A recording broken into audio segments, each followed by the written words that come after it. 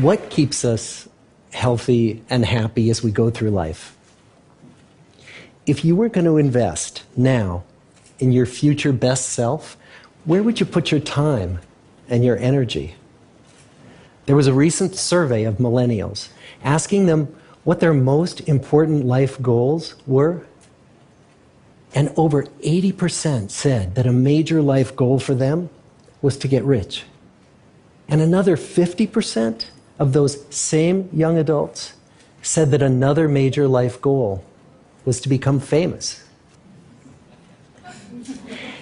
And we're constantly told to lean into work, to push harder and achieve more. We're given the impression that these are the things that we need to go after in order to have a good life. Pictures of entire lives, of the choices that people make and how those choices work out for them, those pictures are almost impossible to get. Most of what we know about human life, we know from asking people to remember the past. And as we know, hindsight is anything but 20/20. We forget vast amounts of what happens to us in life, and sometimes memory is downright creative. But what if we could watch entire lives as they unfold through time? What if we could study people from the time that they were teenagers all the way into old age to see what really keeps people happy and healthy? We did that. The Harvard study of adult development may be the longest study of adult life that's ever been done. For 75 years, we've tracked the lives of 724 men.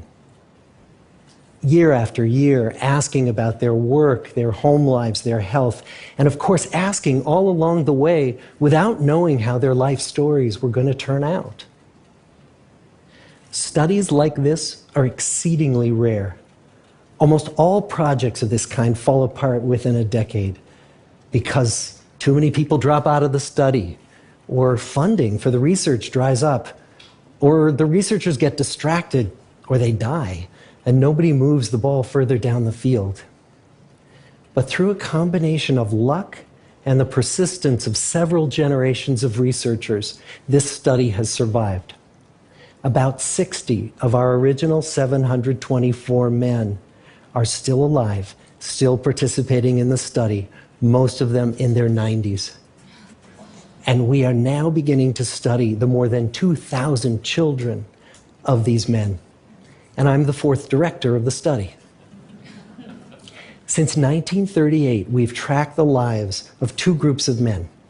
The first group started in the study when they were sophomores at Harvard College. They all finished college during World War II, and then most went off to serve in the war. And the second group that we've followed was a group of boys from Boston's poorest neighborhoods. Boys who were chosen for the study specifically because they were from some of the most troubled and disadvantaged families in the Boston of the 1930s. Most lived in tenements, many without hot and cold running water. When they entered the study, all of these teenagers were interviewed, they were given medical exams. We went to their homes and we interviewed their parents. And then these teenagers grew up into adults who entered all walks of life. They became factory workers and lawyers and bricklayers and doctors, one president of the United States. Some developed alcoholism, a few developed schizophrenia. Some climbed the social ladder from the bottom all the way to the very top, and some made that journey in the opposite direction. The founders of this study would never in their wildest dreams have imagined that I would be standing here today, 75 years later, telling you that the study still continues. Every 2 years, our patient and dedicated research staff calls up our men and asks them if we can send them yet one more set of questions about their lives. Many of the inner city Boston men ask us, "Why do you keep wanting to study me? My life just isn't that interesting." The Harvard men never asked that question.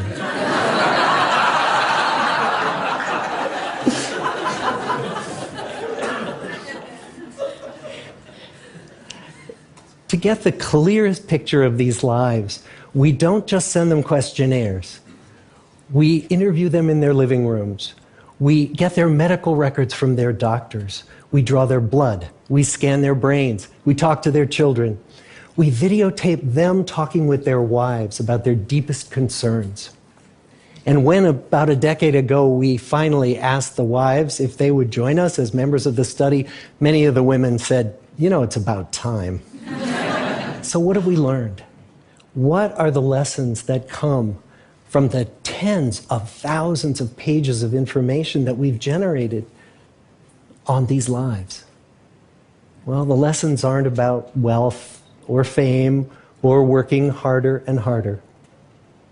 The clearest message that we get from this 75-year study is this: good relationships keep us happier and healthier, period. We've learned 3 big lessons about relationships. The first is that social connections are really good for us and that loneliness kills. It turns out that people who are more socially connected to family, to friends, to community are happier, they're physically healthier, and they live longer than people who are less well connected. And the experience of loneliness turns out to be toxic. People who are more isolated than they want to be from others find that they are less happy, their health declines earlier in midlife, their brain functioning declines sooner, and they live shorter lives than people who are not lonely. And the sad fact is that at any given time, more than 1 in 5 Americans will report that they're lonely. And we know that you can be lonely in a crowd and you can be lonely in a marriage. So the second big lesson that we learned is that it's not just the number of friends you have, and it's not whether or not you're in a committed relationship, but it's the quality of your close relationships that matters. It turns out that living in the midst of conflict is really bad for our health. High conflict marriages, for example, without much affection, turn out to be very bad for our health, perhaps worse than getting divorced. And living in the midst of good, warm relationships is protective. Once we had followed our men all the way into their 80s, we wanted to look back at them at midlife and to see if we could predict who was going to grow into a happy, healthy octogenarian and who wasn't. And when we gathered together everything we knew about them at age 50, it wasn't their middle-aged cholesterol levels that predicted how they were going to grow old. It was how satisfied they were in their relationships. The people who were the most satisfied in their relationships at age 50 were the healthiest at age 80. And good, close relationships seem to buffer us from some of the slings and arrows of getting old. Our most happily partnered men and women reported in their 80s that on the days when they had more physical pain, their moods stayed just as happy. But the people who were in unhappy relationships, on the days when they reported more physical pain, it was magnified by more emotional pain. And the third big lesson that we learn about relationships and our health is that good relationships don't just protect our bodies, they protect our brains.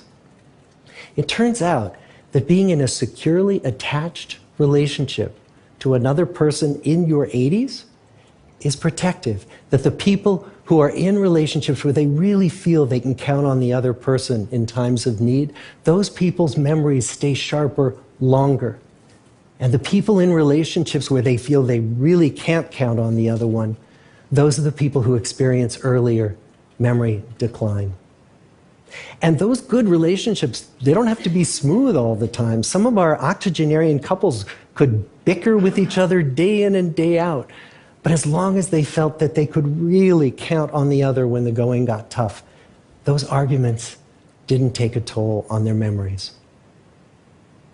So, this message that good, close relationships are good for our health and well-being, this is wisdom that's as old as the hills.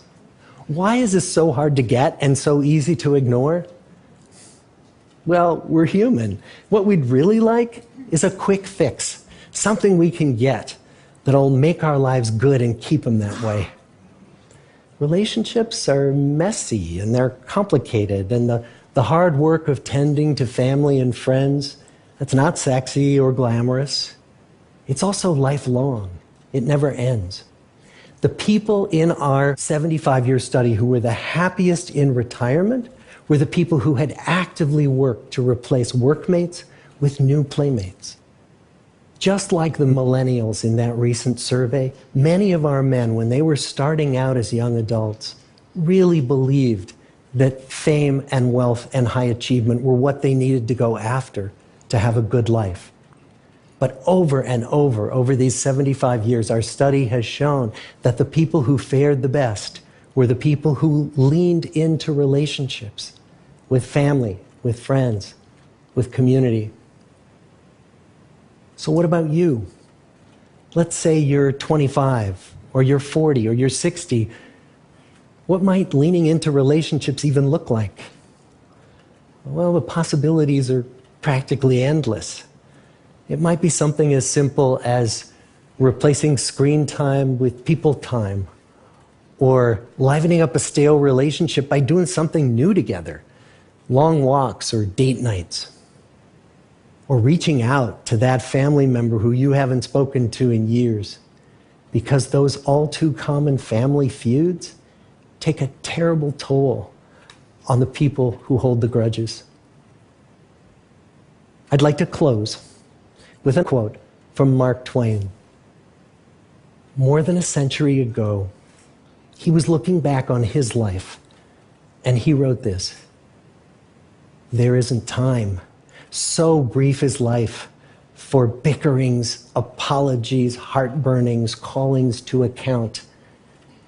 There is only time for loving, and but an instant, so to speak, for that." The good life is built with good relationships. Thank you.